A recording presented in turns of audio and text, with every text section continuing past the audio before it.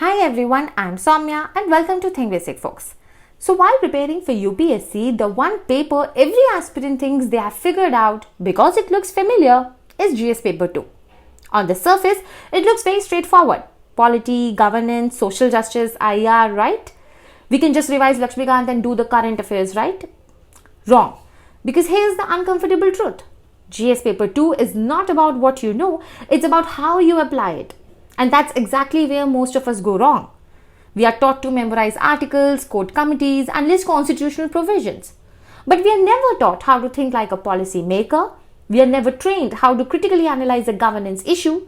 We are never shown how to connect polity with international relations or rights with reforms. So what happens? We spend months into Lakshmikant, ARC reports, coaching handouts, toppers notes, current affairs, YouTube explainers to stuff our answers with vocabulary, hoping it to look mains ready. Only to realize in the exam hall that GS paper 2 doesn't care how much you know. It cares how clearly you think. And clarity doesn't come only from resources. It comes from understanding the syllabus line by line, concept by concept, from asking the right questions. What is governance? Why is participation critical? What does separation of powers really mean in a federal democracy? This paper demands that you connect institutions to outcomes, policies to people, and laws to lived realities. See, the real challenge isn't the content here. It's the ambiguity, the overlap with prelims, the clutter of sources, and definitely the lack of direction. Making what should be a scoring paper a paper we fear. Because we never built our own framework. Rather, we just borrowed 10 others. Let me be very clear, this paper does not reward rote learning. It rewards application, interpretation and analysis, which you can't do unless you understand it for yourself. I say this not as a mentor but as someone who has been through 4 mains and 2 interviews. I wasted months chasing the content only to realize that content without clarity is just noise. So today, I will help you cut through that noise by helping you decode the GS paper 2 the right way. Break down the syllabus into micro topics that actually make sense, show you the basic minimum sources, no clutter, just clarity, unpack the interlinkages and overlaps with the other GS papers, and most importantly, share how to make notes for each section that will help you develop the answers that impress. Therefore, it's time we stop treating GS paper 2 like a theoretical paper and start seeing it for what it truly is, a test of your political maturity, analytical depth, and an administrative understanding. So if you are ready to stop memorizing and start understanding, let's begin. Let's stop outsourcing our thinking. Let's start thinking basic. But before we move ahead, I want to tell you that we have already done a similar video on Mains GS paper 1. So if you have missed that, you can refer to it from the link mentioned in the description below. And yes, before we move ahead, we all know that prelims is over and now is the time for mains preparation. यही time हमारे लिए golden window है to start and master answer writing. Because let me tell you, mains exam ना अब सिर्फ knowledge का game नहीं रह गया है, but rather it has become the pure game about how you express your knowledge under pressure in just 250 words within those 7 minutes in the exam hall. See, you will also relate to this कि बहुत बार ना हमें question का answer पता होता है, content हमें अच्छे से आता है, बट स्टिल हम उसे सही तरीके से कम वर्ड्स में एक्सप्रेस नहीं कर पाते. And this is exactly where we need the daily answer writing practice, for which I will suggest you textbook Pass Elite program, जहाँ डेली आंसर राइटिंग प्रैक्टिस के साथ साथ डिमांड ऑफ द क्वेश्चन को भी address किया जाता है to bring that very X factor in your preparation. Not only this, you will also get here last 6 years mains solve previous year questions apart from the 20 mains test just to analyze your performance. Here also you will be provided with the daily newspaper editorial analysis as well, which is actually considered the backbone for your entire mains preparation. So इस program को अभी join करो using my code THINK22 to get straight 10% discount. Link और code description में mentioned है. So join the program and feel the difference yourself. ठीक है? Okay, so now इस वीडियो को अब बहुत ध्यान से एंड तक समझना, because understanding and giving the time to UPSC means is not everyone's cup of tea, and probably this is the main reason that why 90% aspirants fail prelims very easily, because they don't understand the UPSC gameplay, which actually revolves around the main syllabus. तो यहाँ पे सबसे पहले अब हम start करेंगे GS paper 2 के overview से। तो बेसिकली 4 सब्जेक्ट्स इस पेपर में पूछे जाते हैं, that is polity, governance, IR and social justice. और यहाँ पे मैंने चारों के चारों का एवरेज वेटेज बताया हुआ है कि हर साल यूपीएससी कितने मार्क्स के क्वेश्चंस यहाँ से पूछता है। For example polity and constitution से 125 मार्क्स का पेपर आता है, which is exactly 50% of the syllabus. 20 में से 10 क्वेश्चन तो सिर्फ यहीं से आ रहे हैं। और ये आप लास्ट 5 ईयर्स के क्वेश्चन से भी देख सकते हो कि लास्ट 5 साल में अगर टोटल 100 क्वेश्चन हुए तो 51 क्वेश्चन तो सिर्फ पॉलिटी एंड कॉन्स्टिट्यूशन से यूपीएससी ने पूछे हैं। तो वही गवर्नेंस एंड आईआर से 50-50 मार्क्स का पोर्शन यूपीएससी पूछता है ऑन एन एवरेज हर साल एग्जाम में। एंड सोशल जस्टिस से सबसे कम सिर्फ 25 मार्क्स के ही वो क्वेश्चंस हर साल पेपर में पूछता है। अगर हम पैटर्न की बात करें तो इस पे भी ध्यान देने की जरूरत है, बिकॉज यूपीएससी पैटर्न चेंज कर सकता है कभी भी due to its surprising nature. तो यहाँ देखो टिल 2014 यूपीएससी ना 25 क्वेश्चंस देता था, 10 marks each of 150 words. The next 2 years 2015 and 2016 में यूपीएससी ने थोड़ा सा अपना पैटर्न चेंज किया कि 20 क्वेश्चंस पूछे of 12 marks each of 200 words. Then after that 2017 में दोबारा पैटर्न चेंज किया एंड टिल डेट वही पैटर्न कंटिन्यू हो रहा है, दैट यूपीएससी 20 क्वेश्चंस पूछता है जिसमें से 10 क्वेश्चंस आपके 10 मार्कर्स वाले होते हैं 150 वर्ड्स एंड बाकी जो रेस्ट 10 क्वेश्चंस है वो आपके 15 मार्कर्स वाले होते हैं ऑफ 250 वर्ड्स। ठीक है, तो ये तो एक हमने ओवरव्यू देख लिया। अब हम स्टार्ट करते हैं पॉलिटी एंड कॉन्स्टिट्यूशन से।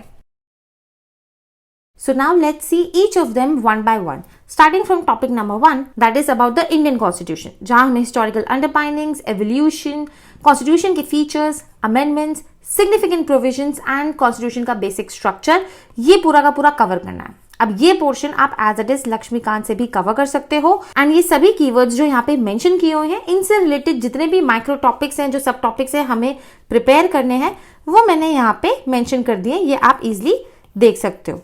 ठीक, now let's come to the second topic, that is the functions and responsibilities of union and states, issues and challenges pertaining to the federal structure, devolution of powers and finances up to the local levels and the challenges therein। ठीक, अब ये हमें पूरा जो है एक syllabus head दिया हुआ है टॉपिक नंबर 2 जीएस पेपर 2 में।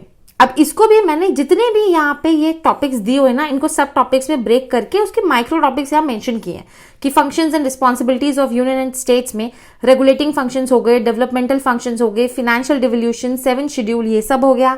Then devolution of powers and finances up to the local level में हम role of state government, role of state finance commission, 11th and 12th schedule, in fact 73rd and 74th amendment act भी यहाँ पे include हो जाएगा। इसी तरीके से जो इश्यूज एंड चैलेंजेस है ना फेडरल स्ट्रक्चर से रिलेटेड, उनसे भी हमें कौन कौन से टॉपिक को पढ़ना है वो मैंने यहाँ मेंशन कर दिया है। इनका आप चाहे तो स्क्रीनशॉट ले लेना या फिर आपको ये PDF with in next 2 to 3 days Telegram channel पे मिल जाएगी। ठीक, एक एक टॉपिक को यहाँ पे आपको प्रिपेयर करना है, मिस मत करना बिल्कुल भी। और इन टॉपिक्स जितने भी मैंने लिखे ना इससे ज्यादा आपको प्रिपेयर करने की जरूरत नहीं है। Now coming to the topic number 3, because there are total 9 topics from this particular subject of polity and constitution। तो यहाँ पे टॉपिक 3rd है separation of powers से related between the various organs, dispute redressal mechanisms and institutions। तो ये दोनों ही topics पे मैंने यहाँ पे सारे सब टॉपिक्स मेंशन कर दिए हैं, जैसे कि डिस्प्यूट रिड्रेसल मैकेनिज्म होता क्या है, इसकी क्या जरूरत है, कौन कौन से इसके अंदर मैकेनिज्म्स आते हैं, ये सब हमको प्रिपेयर करना है। वहीं पे there is another topic number 4 जो बात करता है comparison of Indian constitutional scheme with that of the other countries.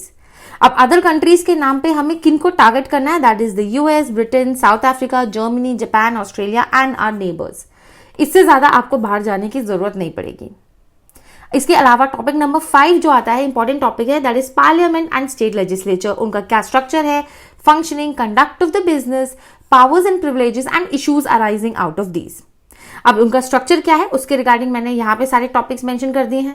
बाकी जो अदर चीजें हैं like functioning, conduct of business, उनके पावर्स एंड उनके प्रिविलेजेस क्या है, क्या क्या हमें पढ़ना है इस पर्टिकुलर टॉपिक के अंदर, वो मैंने यहाँ पे मेंशन कर दिया है। ठीक है, इसी के साथ साथ चलते हैं टॉपिक नंबर 6 पर, that is about the structure, organisation and the functioning of executive and judiciary, ministries and departments of the government, pressure groups जो कि एक गवर्नेंस का टॉपिक यहाँ पे मेंशन किया हुआ है, and formal and informal associations and their role in the polity. अब ये जो पहला पार्ट था structure, organisation, functioning of executive and judiciary, उससे रिलेटेड मैंने सारे टॉपिक्स यहाँ पे मेंशन कर दिए हैं। देन उसके बाद ministries and department of the government से रिलेटेड ये आपको सारे टॉपिक्स पढ़ने हैं, एक भी टॉपिक आपको मिस नहीं करना है। जो मैंने यहाँ दिया है इनको प्लीज पढ़ लेना, बिकॉज ये जो भी मैंने यहाँ पे माइक्रो टॉपिक्स दिए हैं ना, they are purely and purely based upon the syllabus and 20 to 30 years of previous year questions, because आपका ये जो जीएस पेपर 2 है ना, इसमें बहुत ज्यादा पीवाईक्यू का रेपिटेशन होता है, लेकिन रेपिटेशन होने के साथ साथ ये पेपर आपका डायनेमिक भी है। Now what I mean by dynamic is कि जो भी प्रीवियस ईयर क्वेश्चंस हैं या जो भी क्वेश्चंस आ रहे हैं, मान लो अगर कोई क्वेश्चन आपका 2020 में रिपीट हुआ है, वो सेम अगर 2024 में पूछा जा रहा है, तो 2024 के क्वेश्चन में आपको रीसेंट एग्जांपल्स कोट करने पड़ेंगे, which makes this paper dynamic. Pressure groups and informal association से रिलेटेड ये सारे टॉपिक्स आपको कवर करने हैं। इसके अलावा एक और टॉपिक होता है, that is the salient features of representation of peoples act. ये आपका 1950 एंड 1951 ये दो एक्ट है, इसमें क्या आता है क्या नहीं आता है, किसके बारे में है, ये बस आपको कवर करना है। इसमें बहुत ज्यादा क्वेश्चन यूपीएससी पूछता नहीं है। नाउ सेकंड लास्ट टॉपिक जो पॉलिटी एंड कॉन्स्टिट्यूशन से है, that is the appointment to the constitutional post, powers उनके functions and responsibilities of the constitutional bodies. जिससे रिलेटेड कौन कौन सी कॉन्स्टिट्यूशनल बॉडीज हमें यहाँ पढ़नी है वो यहाँ मेंशन्ड है, और इन्हीं हर एक बॉडी के आपको अपॉइंटमेंट, पावर, फंक्शंस, रिस्पॉन्सिबिलिटीज को प्रिपेयर करना है, और यहाँ से आपको काफी क्वेश्चंस रिपीट होते दिखेंगे। Last topic is statutory, regulatory and various quasi judicial bodies. ऊपर हमने कॉन्स्टिट्यूशनल बॉडीज पढ़ा था, यहाँ पे है क्वासी जुडिशियल बॉडीज। अब ये कौन सी बॉडीज होती हैं वो सब कुछ मैंने यहाँ based upon the previous year questions and the current affairs part also, वो मैंने यहाँ पे मेंशन किया हुआ है। इनके बारे में आप एक बहुत छोटा छोटा नोट प्रिपेयर कर सकते हो। अच्छा, अगर हम पॉलिटी एंड कॉन्स्टिट्यूशन वाले पार्ट से प्रीवियस ईयर क्वेश्चन की हम बात करें ना, तो यहाँ देखो 2024 में there was a question that analyse the role of local bodies in providing the good governance at the local level and bring out the pros and cons of merging the rural local bodies with the urban local bodies। तो जो first half है कि local bodies का role आपको good governance में बताना है at the local level की क्या है। अब यहाँ पे इंटरलिंकिंग समझो, ये 2024 में क्वेश्चन पूछा। अब 2023 के GS1 में देखो ये क्वेश्चन पूछा है कि that does urbanisation lead to more segregation और marginalisation of poors in Indian मेट्रोपोलिसेस।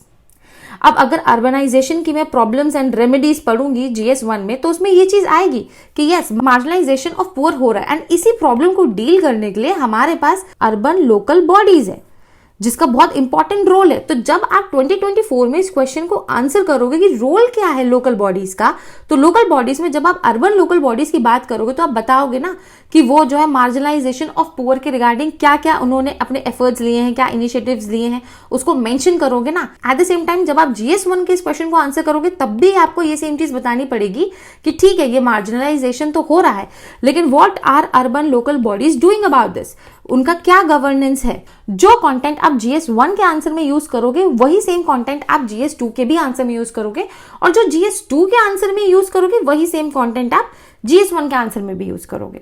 ठीक, तो ये तो इंटरलिंकिंग यहां से समझ लिया। अगर मैं रेपिटेशन की भी बात करूं ना, तो यही सेम क्वेश्चन को आई विल बी टेकिंग अगेन, कि जो रोल ऑफ लोकल बॉडीज वाला था, अब 2023 में GS2 का ये क्वेश्चन देखो, GS2 में ही पूछा हुआ है that states in India seems reluctant to empower the urban local bodies both functionally and financially. State जो है एम्पावर ही नहीं कर रही है, कोई पावर ही नहीं दे रही है सही से लोकल बॉडीज को कि वो फंक्शनली एंड फिनेंशियली काम कर सके। अगर वो पावर देती तो उससे क्या बेनिफिट हो सकता था, क्या रोल ये लोकल बॉडीज प्ले कर सकते थे गुड गवर्नेंस के लिए, वो आपका ये आंसर बन जाएगा। यहाँ पे वो पॉइंट आप मेंशन करोगे 2024 में। तो इस तरीके से समझो कि पीवाईक्यू का रेपिटेशन एंड इंटरलिंकिंग किस तरीके से हमें मेंस में ध्यान रखना है। ठीक, अगर मैं बात करूं सोर्सेज की कि क्या सोर्सेज हमें पॉलिटी एंड कॉन्स्टिट्यूशन के लिए फॉलो करने चाहिए, तो सबसे पहले तो देखो आपकी बेसिक NCERT हो गई क्लास 11th की, वो जरूर पढ़नी है। आपकी लक्ष्मीकांत आपको पढ़नी है, ये काम आएगी, ये आपके इनफैक्ट प्री में भी काम आएगी। एंड इसके अलावा विजन IAS का वैल्यू एडेड मटेरियल आता है पॉलिटी एंड गवर्नेंस का, जिसमें आपके गवर्नेंस के टॉपिक्स और पॉलिटी के टॉपिक्स मेंस पर्सपेक्टिव से इंक्लूडेड हैं, क्योंकि लक्ष्मीकांत से आप पूरा का पूरा मेंस प्रिपेयर नहीं कर सकते हो। There are many more things that you need to know. ठीक, वो चीज आपकी कवर होगी यहाँ इससे, वैल्यू एडेड मटेरियल और विजन IAS से। उसके अलावा टॉपिक को पढ़ते वक्त जहां पे आपको जरूरत लगती है कि कहीं पे आपको ज्यादा इन्फॉर्मेशन नहीं मिल पाई है और you are facing some information gap, तो आप उसके लिए गूगल यूज कर सकते हो। आप क्या कर सकते हो, जो भी है आप टॉपिक का नेम टाइप करो और सफिक्स में आगे बस UPSC लिख दो। उसके बाद जो भी आपको जो फर्स्ट 2 लिंक्स मिलेंगे ना उस टॉपिक से रिलेटेड, उसी को बस जाके पढ़ो। That's it. इसके अलावा आपका जो पॉलिटी का मेंस 365 है वो आपको प्रिपेयर करना है, because I told you that this paper is dynamic. तो डायनेमिक पार्ट को कैसे स्टैटिक से लिंक करके हमें प्रिपेयर करना है, वो आंसर है मेंस 365। डेली न्यूज़पेपर रीडिंग आपको पढ़ना जरूरी है to develop your own perspective, कि आप सिर्फ ठीक है मैगजीन पर रिलाई नहीं कर सकते हो कि उनके क्या सजेशंस हैं या उनके क्या थॉट है, आपका क्या पर्सपेक्टिव है वो एक ओवर द टाइम जो है डेवलप होता है while reading the daily newspapers. अब अप्रोच क्या रखनी है इस पेपर को पढ़ते हुए, you have to focus on 2 things. पहला जो मैंने आपको बता दिया that you have to analyse previous year questions, and the second is important articles, important judgements, important committees या उनके रिपोर्ट्स या डेटा। अब ये आपको या तो न्यूज़पेपर से मिलेगा या विजन आईएएस का एक ही मटेरियल आता है क्विक फैक्ट्स करके, जो उनकी वेबसाइट पे फ्री ऑफ कॉस्ट पड़ा हुआ है, आप उसको रीड कर सकते हो, उसको प्रिपेयर कर सकते हो। This is going to help you for pre also and even for the introduction part in the mains. इसके अलावा पीआरएस इंडिया वेबसाइट है, उसको जाकर के फॉर लेजिस्लेटिव बिल्स जरूर पढ़ो, क्योंकि जो भी बिल्स आ रहे हैं उसके ऊपर बेस पीआरएस इंडिया में उसकी बैकिंग के लिए क्रेडिबल डेटा दिया होता है, बैकग्राउंड इन्फॉर्मेशन दिया होता है कि ये बिल हम क्यों ला रहे हैं, क्या क्या इस बिल से इश्यूज हो सकते हैं, पूरा जो प्रॉपर बिल का एनालिसिस है वो अच्छे से यहाँ दिया होता है। तो बिल रिलेटेड क्वेश्चन हमेशा 1 से 2 क्वेश्चन आपको मिनिमम मिलेगा ही मिलेगा पेपर में, उसके लिए आप इसको फॉलो करो। न्यूज़पेपर्स में आपको ऑलरेडी बता चुकी हूँ। नोट्स कैसे बनाने हैं, जो मैंने आपको GS1 में भी बताया था कि सिर्फ ये जो क्वेश्चन कीवर्ड्स होते हैं ना, what, when, where, who, why, how, इनको आंसर करो। जो भी टॉपिक पढ़ रहे हो, जब आपने इन क्वेश्चन कीवर्ड्स को आंसर कर लिया ना, एक तरीके से आपका क्वेश्चन आंसर फॉर्मेट में ही पूरा आपका एक नोट प्रिपेयर हो जाएगा। ठीक है, तो इस तरीके से आपको पॉलिटी एंड कॉन्स्टिट्यूशन को प्रिपेयर करना है। अच्छा, before I move on to the governance, just tell me in comments कि क्या मुझे सब्जेक्ट वाइज जीएस पेपर 2 में जितने भी चारों सब्जेक्ट्स हैं आपके, polity, governance, IR and social justice, क्या इनके लिए मुझे रिस्पेक्टिव सेपरेट वीडियोस लानी चाहिए for previous year question analysis and discussion? इसका आंसर आप मुझे कमेंट में ज़रूर बताना, because if you will be interested then I will be considering making videos separately on all these 4 areas. ठीक है, So now coming on to the second subject, that is the governance in the GS paper 2, जो हमारा total 50 marks का on an average out of 250 UPSC पूछता है paper में, which means around 4 to 5 questions यहाँ से आउट ऑफ 20 क्वेश्चन हमें paper में मिलेंगे। So we will start from the first topic of governance, that is about the government policies and interventions for the development in various sectors and the issues arising out of their design and implementation। तो जो government policies for development in various sectors है, उसमें हमें government policies की need कहाँ कहाँ पे है, उसमें हमारी गवर्नमेंट पॉलिसीज की नीड ग्रोथ एंड डेवलपमेंट में, ह्यूमन कैपिटल फॉर्मेशन, जिसके रिगार्डिंग अभी हम एक प्रीवियस ईयर क्वेश्चन आगे देखेंगे भी, तो वहीं पे इंटरवेंशंस, गवर्नमेंट के क्या क्या इंटरवेंशंस रहे हैं डेवलपमेंट में, उसके रिगार्डिंग सारे टॉपिक्स मैंने यहाँ मेंशन किए हैं as per the previous year questions and the current affair aspects. तो इन्हें बिल्कुल भी प्रिपेयर करना मिस मत करना, बिकॉज अगर आप ये ह्यूमन कैपिटल फॉर्मेशन वाला यहाँ से प्रिपेयर करके जाते गवर्नमेंट पॉलिसी के रिलेटेड, तो आप अभी मैं आपको प्रीवियस ईयर क्वेश्चन दिखाऊंगी 2024 का एंड 23 का, आप उसको ईजिली आंसर कर सकते थे दोनों ही ईयर्स में। ठीक, तो वहीं पे इश्यूज जो हो रहे हैं इम्प्लीमेंटेशन से रिलेटेड, उसके रिगार्डिंग आपको क्या क्या प्रिपेयर करना है वो मैंने यहाँ लिख दिया, और ये सारे आपको अपने कंक्लूजन में या आपके वे फॉरवर्ड में, अपने आंसर राइटिंग में काफी हेल्प करेंगे। ठीक, इसके बाद जो अगला टॉपिक गवर्नेंस का आता है, that is about the important aspects of governance, transparency and accountability. अब ये आपका जो पोर्शन है ना, ये एथिक्स से भी ओवरलैप होता है जीएस पेपर 4 से आपका। ई गवर्नेंस, एप्लीकेशंस, उसके model, success, limitations and potential, citizen charter, ये सब, then again transparency and accountability, institutional and other measures, ये पूरा का पूरा आपका as it is GS paper 4 के लिए भी आपको इसे प्रिपेयर करना है। अब गवर्नेंस, ट्रांसपेरेंसी एंड अकाउंटेबिलिटी में आपको क्या क्या पता होना चाहिए, ये सेम आपका काम आएगा जीएस पेपर 4 में। ई गवर्नेंस में आपको क्या पता होना चाहिए, वो सब यहाँ प्रॉपर मेंशन है कि सिटीजन चार्टर में आपको क्या क्या सब टॉपिक्स को कवर करना है। All this will be your helpful in GS paper 4 as well. ठीक, अभी हम आगे प्रीवियस ईयर क्वेश्चन भी देखेंगे इंटरलिंकिंग के regarding between the GS paper 2 and paper 4। इसके बाद जो नेक्स्ट टॉपिक गवर्नेंस में आता है, that is about the development process and the development industry. ठीक, इसमें हमें रोल ऑफ एनजीओज, एसएचजीज, various groups, associations, donors, charities, institutional and other stakeholders को पढ़ना है। अब जो development process and development industry है, उसमें आपको क्या क्या कवर करना है, ये एग्जैक्टली होता क्या है वो तो मैंने यहाँ पे माइक्रो टॉपिक्स में बता दिया है। एंड स्टेक होल्डर्स का क्या रोल है डेवलपमेंट प्रोसेस में, वो आप यहाँ से प्रिपेयर कर सकते हो बाय प्रिपेयरिंग दीज सब एरियाज। अब ये तो गवर्नेंस की बात हो गई। जो लास्ट टॉपिक है role of civil services in a democracy, ये आपका जीएस पेपर 4 में एज इट इज आपको प्रिपेयर करना है। तो ये सेम जो यहाँ पे सब टॉपिक्स मैंने लिखे हैं, ये सेम आप जीएस पेपर 4 के लिए भी प्रिपेयर करोगे, जिसमें आपका रिफॉर्मिंग ब्यूरोक्रेसी वाला पोर्शन भी इंक्लूड होता है। अब अगर हम प्रीवियस ईयर क्वेश्चन की बात करें ना, तो ये देखो 2020 में जीएस पेपर 2 में क्वेश्चन पूछा था राइट टू इंफॉर्मेशन एक्ट के रिगार्डिंग, कि ये इंपैक्ट करेगा autonomy and independence of information commission की। क्यों? क्योंकि कुछ रीसेंट अमेंडमेंट्स किए गए हैं। ठीक, तो वहीं 2018 में जीएस 4 का एक क्वेश्चन देखो कि ये जो राइट टू इंफॉर्मेशन एक्ट है रीडिफाइन करता है कंसेप्ट ऑफ अकाउंटेबिलिटी को। ऑब्वियसली करता है, इसको हम लाए ही इसीलिए थे कि जो है हम गवर्नमेंट को अकाउंटेबल बना सके, we can ask questions. But लेकिन 2019 में जो अमेंडमेंट किया गया गवर्नमेंट के द्वारा, जिसमें इंफॉर्मेशन कमीशन का टेन्योर एंड सैलरी क्योंकि गवर्नमेंट ऑफ इंडिया जो है अब तय करेगी, तो definitely this amendment of RTI will impact the autonomy and the independency of information commission. अब उनका जब टेन्योर और पूरी तरीके से salary he government of India के अंडर में है, तो गवर्नमेंट का इन्फ्लुएंस इन पे ज्यादा रहेगा। एंड वही कंटेंट आप घुमा करके अगर ये क्वेश्चन आज के टाइम पे पूछा जाता है तो आप यहाँ पे भी मेंशन कर सकते हो। सो इस तरीके से हमें इंटरलिंकिंग की प्रैक्टिस करनी है, सिर्फ और सिर्फ प्रीवियस ईयर क्वेश्चन से करके ही आपकी प्रैक्टिस हो जाएगी। ये तो मैं आपको यहाँ पे कुछ क्वेश्चंस दिखा रही हूँ due to the positive time, but there are many many many questions जो इंटरलिंक्ड होते हैं। ठीक, अब अगर हम गवर्नेंस में क्या पढ़ना है इसकी बात करें, तो सबसे पहले विजन आईएएस का ही वैल्यू एडेड मटेरियल जो मैंने आपको ऑलरेडी ऊपर बताया था, पॉलिटी एंड गवर्नेंस वाला, वो सेम आपको यहाँ पे पढ़ना है। कोई एक्स्ट्रा एफर्ट्स डालने की बिल्कुल जरूरत नहीं है। एंड उसके बाद जो मैंने पॉलिटी का आपको क्विक फैक्ट्स वाला भी मटेरियल बताया था ना कि फ्रीली अवेलेबल है विजन आईएएस की वेबसाइट पे, वहां से आप जाके इसको पढ़ सकते हो, वो आपका गवर्नेंस में भी काम आएगा। मेंस 365 भी आपको बिल्कुल सेम पॉलिटी वाला चलेगा। तो जो बेसिकली पॉलिटी के जो 3 रिसोर्सेज थे, ये एज इट इज आपको गवर्नेंस के लिए फॉलो करने हैं। इसमें आपको बहुत ज्यादा एक्स्ट्रा पढ़ने की जरूरत नहीं है। एक्स्ट्रा आप बस ये कर सकते हो कि जो आप जीएस पेपर 4 का प्रिपरेशन करोगे ना, गवर्नेंस वाला सेक्शन, वो आपका यहाँ पे अपने आप ही जीएस पेपर 2 में काम आ जाएगा। इसके अलावा आपको डेली न्यूज़पेपर्स पढ़ने हैं और गूगल का यूज करना है if you feel that there is some information gap. यहाँ पे आपको अप्रोच भी सेम रखनी है अगेन, कि आपको फोकस करना है judgements, articles, committees and data पे, क्योंकि वो आपके इंट्रो वाले सेक्शन में गवर्नेंस के क्वेश्चंस में काफी हेल्प होगी। प्री में तो मैं आपको ऑलरेडी बता चुकी हूँ कि ये चीज काम आती है।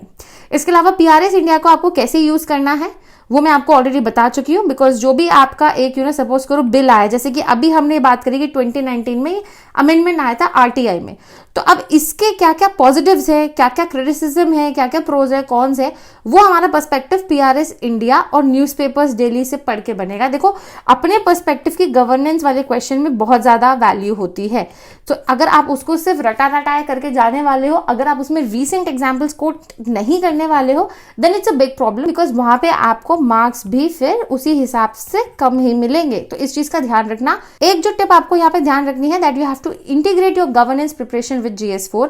रादर मैं आपको सजेस्ट करूंगी कि पहले आप गवर्नेंस वाले सेक्शन को कवर करने से पहले GS4 को कवर कर लो और फिर आप GS2 का आके गवर्नेंस वाला पार्ट कवर करना, तब आपको बहुत बहुत बहुत हेल्प मिलेगी। सेकेंड ARC रिपोर्ट आप यहाँ पे यूज कर सकते हो और नोट्स आपको सिमिलर तरीके से बनाने जो मैंने आपको ऊपर अभी पॉलिटी वाले पार्ट में बनाए थे। तो इस तरीके से आपको गवर्नेंस को पूरा अच्छे से प्रिपेयर करना है। Now coming on to the social justice। अब social justice सिर्फ और सिर्फ 25 मार्क्स का आता है GS2 में, लेकिन अगर मैं GS1 की बात करूं तो वहां पे सोसाइटी में 100 मार्क्स सबसे ज्यादा तो सिर्फ सोसाइटी से ही आता है GS1 के पेपर में, और सोशल जस्टिस पूरी तरीके से सोसाइटी से कोरिलेट होकर के चलता है, तो हम इसको सेपरेटली कवर नहीं करते। जब आप अपना GS1 का सोसाइटी वाला पार्ट पढ़ोगे ना, तभी आपको साथ के साथ सोशल जस्टिस वाले टॉपिक को GS2 से प्रिपेयर कर लेना है। ठीक, अब यहाँ पे जो फर्स्ट टॉपिक है that is about the welfare schemes for the vulnerable sections by the centre and state, and then इन स्कीम्स का performance mechanism, laws, institutions and bodies which are related to the protection and betterment of for these vulnerable sections। अब vulnerable schemes for vulnerable sections क्या क्या है, उसके लिए आपको क्या क्या ध्यान रखना चाहिए, वो मैंने यहाँ पे सारे लिख दिए कि कौन कौन से legislations आए, क्या क्या इश्यूज हैं, स्टिल क्या रिफॉर्म्स रिक्वायर्ड है, इनको आपको प्रिपेयर करना है कि वेलफेयर स्कीम्स को प्रिपेयर करते वक्त हमें क्या माइंड में रखना है। और अगर इन्हीं स्कीम्स का हमें परफॉर्मेंस समझना है, mechanism, laws and institutions and bodies, तो बेसिकली देखो वल्नरेबल सेक्शंस में क्या क्या आता है, वुमेन एंड चाइल्ड, हमारे SCs, STs, माइनॉरिटीज, then elderly people, disabled people, इन सब से रिलेटेड आपको रिस्पेक्टिवली क्या क्या ध्यान रखना है, किन बेसिस पे आप जो है इन सब का पूरा परफॉर्मेंस जज करोगे कि क्या बेटरमेंट हुआ है क्वालिटी ऑफ लाइफ में, स्टैंडर्ड ऑफ लिविंग में, वो आप यहां से इन सब टॉपिक से कवर कर सकते हो। अब जो नेक्स्ट टॉपिक आता है सोशल जस्टिस में, that is about the issues relating to the development and the management of the social sector और the services related to your health, education and human resources. अब अगेन ये तीनों ऐसे areas हैं जो आपके GS1 से पूरी तरीके से कोरिलेट होते हैं अंडर द सोसाइटी पार्ट। अब यहाँ पे आपको हेल्थ से रिलेटेड क्या क्या पढ़ना है, एजुकेशन से रिलेटेड क्या पढ़ना है, ह्यूमन रिसोर्स से रिलेटेड क्या पढ़ना है, वो सब मैंने यहाँ पे सारे सब टॉपिक्स मेंशन कर दिए। इनको एज इट इज प्रिपेयर करके जाना, it is going to help you tremendously, I am telling you this. ठीक, आखिरी टॉपिक जो आता है सोशल जस्टिस से, that is about the issues related to poverty and hunger. अब यही same topic poverty and hunger आपका GS पेपर 1 में सोसाइटी के अंदर है। देखो हर एक टॉपिक जो यहाँ पे GS पेपर 2 में दिया है सोशल जस्टिस का, वो आपका सोसाइटी से रिलेटेड होता है। अब पॉवर्टी एंड हंगर में आपको क्या क्या पढ़ना है कि पॉवर्टी हम कैसे डिफाइन करते हैं, क्या क्या इसके कॉजेज होते हैं, ठीक है, पॉवर्टी डेवलपमेंट के बीच में क्या लिंक है, feminisation of poverty, rural urban poverty, rising hunger, what are the measures being taken, ये सारे सब टॉपिक्स यहाँ पे मैंने डिटेल में पूरा लिखा है। यहां से आपको क्वेश्चन कम से कम 1 से 2 क्वेश्चन मिलेगा ही मिलेगा पेपर में। अगर 4 क्वेश्चन आते हैं सोशल जस्टिस से, तो आपका एक क्वेश्चन जो है इस पार्ट से आने की बहुत ज्यादा हाई चांसेस हैं। सो इन सारे सब टॉपिक्स को अच्छे से, माइक्रो टॉपिक्स को प्रिपेयर करके जाना। अगर हम प्रीवियस ईयर क्वेश्चन यहाँ पे अगर देखें तो ये देखो 2024 में क्वेश्चन पूछा था that poverty and mall nutrition creates a vicious cycle that adversely affects the human capital formation. Poverty और माल न्यूट्रिशन अफेक्ट करता है ह्यूमन कैपिटल फॉर्मेशन को। 2024 में GS2 का क्वेश्चन था। अब ठीक 1 साल पहले GS1 में देखो क्या क्वेश्चन पूछा है, that why did human development fail to keep the pace with economic development in India. हम स्किल ट्रेनिंग तो कर रहे हैं अपनी पॉपुलेशन की, but still the human development is failing. क्यों हमें इकोनॉमिक डेवलपमेंट नहीं मिल पा रहा है, क्यों? इसका वन ऑफ द रीजंस क्या पॉवर्टी एंड माल न्यूट्रिशन नहीं है? बिकॉज ह्यूमन कैपिटल फॉर्मेशन का मतलब क्या है कि आप प्रोडक्टिव कैपेसिटी बढ़ा रहे हो अपने वर्कफोर्स की, अपनी पॉपुलेशन की। अब वो आप क्यों बढ़ाना चाहते हो? ताकि इकोनॉमिक डेवलपमेंट हो कंट्री में, ताकि उनका स्टैंडर्ड ऑफ लिविंग, उनका क्वालिटी ऑफ लाइफ भी इंप्रूव हो सके। बट लेकिन क्योंकि माल न्यूट्रिशन है, पॉवर्टी है, वो डेली बेसिस पे उतना एफिशिएंटली काम ही नहीं कर पा रहे हैं। So definitely human capital formation affect हो रहा है। डेफिनेटली अगर कैपिटल फॉर्मेशन अफेक्ट होगा, ह्यूमन डेवलपमेंट फेल हो जाएगा। आप उनको चाहे lakh skill training they low, but अगर वो डेली बेसिस पे काम ही नहीं कर पाएंगे तो अल्टीमेटली इंडिया के इकोनॉमिक डेवलपमेंट में तो असर आएगा ही ना। So these both questions are interconnected to each other. Same content है, बस उसको हमें ऑर्गेनाइज करके यूज करना है डिफरेंट तरीके से। ठीक, अगर सोशल जस्टिस के रिसोर्सेज की अब बात करें तो यहाँ पे देखो एक ये वैल्यू एडेड मटेरियल आता है विजन IAS का। बेसिकली जो सोसाइटी का होता है सोशल जस्टिस, उसी के साथ क्लब करके विजन IAS में आता है। उसको आप डिटेल में पढ़ लेना, just to develop the background information of few important topics, क्योंकि ये जरूरी है। ठीक है, इसके अलावा मेन 365 जो सोशल इश्यूज की आती है, बेसिकली जो आप GS1 में सोसाइटी के लिए पढ़ते हैं ना, वही सेम आपको सोशल जस्टिस के लिए भी यहाँ पे पढ़ना है GS पेपर 2 में। Then you will be reading the newspapers for perspective and you will be using Google to add the information gaps. Approach यहाँ पे आपको क्या रखनी है, जो मैंने आपको ऑलरेडी बताया कि जब आप सोसाइटी का टॉपिक प्रिपेयर करोगे ना, तभी आपको सोशल जस्टिस प्रिपेयर कर लेना है साथ के साथ for the better coverage of this topic. ठीक, उसके अलावा आपको यहाँ पे टॉपिक वाइज नोट्स बनाने हैं based upon the previous year questions की किस किस एरियाज पे, कौन कौन से वल्नरेबल सेक्शंस पे यूपीएससी ने क्वेश्चन पूछे हैं, पॉवर्टी एंड हंगर से रिलेटेड किस तरीके के क्वेश्चंस पूछे हैं, उस पे आप अपने नोट्स बनाओ और सिलेबस जो दिया है उसके हिसाब से नोट्स बनाओ। नोट्स कहां से बनाओगे? सिर्फ इनसे और इनसे नहीं, but you have to use the Google and the newspaper और the government schemes and websites for some additional information. तो इस तरीके से आप अपना सोशल जस्टिस वाला पार्ट पूरा सोसाइटी के साथ ही कम टाइम में प्रिपेयर कर सकते हो। Okay, so now let's move on to the last topic, that is about the international relations. But before I talk about this, आपके काफ़ी सारे डाउट्स आ रहे थे कि यूपीएससी 2026 के लिए अब हम कैसे अप्रोच करें, specially after the prelims result, उसके बारे में मैं आपसे डिस्कस करूं। तो इसके ऊपर देखो मैंने ऑलरेडी ये वीडियो बनाई हुई है, ये आपको दिख रही होगी स्क्रीन पे, इसका लिंक भी मैं डिस्क्रिप्शन में मेंशन कर दूंगी। फ्रॉम स्क्रैच आपको कैसे अप्रोच करना है अब यूपीएससी 2026 को इंटीग्रेटेड प्रिपरेशन के साथ प्री प्लस मेंस के लिए, इसके लिए आप इस वीडियो को रेफर कर सकते हो। तो now coming back to the international relations, तो यहाँ पे देखो सबसे पहला टॉपिक आता है India and its neighbourhood relations. और हमें पता भी है कि इंडिया की प्रायोरिटी या इंडिया की काफी इंपॉर्टेंट पॉलिसी है, that is the neighbourhood first policy. ठीक, तो उसी से रिलेटेड जितने भी हमारे नेबर्स हैं इंडिया के, इनके साथ क्या रिलेशंस है वो हमें पता होने चाहिए। क्योंकि अभी हम देखेंगे कि कंटेक्स्ट में मालदीव्स के रिगार्डिंग 2024 में ही यूपीएससी ने ऑलरेडी क्वेश्चन पूछा हुआ था, जब मालदीव्स और इंडिया के रिलेशंस खराब हो रहे थे और ये चीज न्यूज में कंटिन्यूअसली आ रही थी। The next topic in the IR is कि हमें bilateral, regional and the global groupings और अग्रीमेंट्स जहां पे इंडिया इन्वॉल्व हो रहा है या इंडिया का इंटरेस्ट अफेक्ट होता है उसको पढ़ना है। अब इसमें इंडिया की जो फॉरेन पॉलिसी डॉक्ट्रिन है वो आती है कि हमारी डॉक्ट्रिन क्या है, हमारा फॉरेन पॉलिसी कहता क्या है, कि हम किस तरीके से एक्ट करते हैं, और इंडिया के बायलैटरल रिलेशंस किन किन कंट्रीज या किन किन रीजन्स के साथ में है, किस तरीके से वो हमारे ट्रेड एंड इन्वेस्टमेंट को अफेक्ट करते हैं। वो सारे टॉपिक्स मैंने यहाँ मेंशन कर दी हैं। इन सब के बेसिस पर ही आपको इन एरियाज को प्रिपेयर करना है। ठीक, जहां पे बात रही रीजनल एंड ग्लोबल ग्रुपिंग्स की, तो देखो you have to focus on the organisation in news. ये चीज ध्यान रखना, बिकॉज ये बहुत इंपॉर्टेंट है। इनफैक्ट ये सिर्फ इसके लिए नहीं बल्कि एंटायर आईआर के लिए इंपॉर्टेंट है कि आईआर के लिए आपको जो भी लेटेस्ट करंट अफेयर्स में न्यूज चल रही है ना, आपको वो पता होना चाहिए। जैसे कि इजराइल ईरान कॉन्फ्लिक्ट में इंडिया का इंटरेस्ट किस तरीके से अफेक्ट होता है, इसके लिए इंडिया क्या कर सकता है, इंडिया क्या रोल प्ले कर सकता है, ये हमें पता होना चाहिए। Same goes for the Ukraine Russia और the US China relationship, in fact India का ही यूएस के साथ रिलेशनशिप, ये सब आपको यहाँ पे पढ़ना है। इसके अलावा जो नेक्स्ट टॉपिक आता है that is the effect of policies, politics of developed and developing countries on India's interest and Indian diaspora. तो इंडियन डायस्पोरा यहाँ पे एक हटके टॉपिक है, यहाँ से क्वेश्चन यूपीएससी पूछता भी है। ये सारे सब टॉपिक्स मैंने यहाँ से इस पूरे टॉपिक से रिलेटेड लिख दिए हैं जिन्हें आपको प्रिपेयर करना है।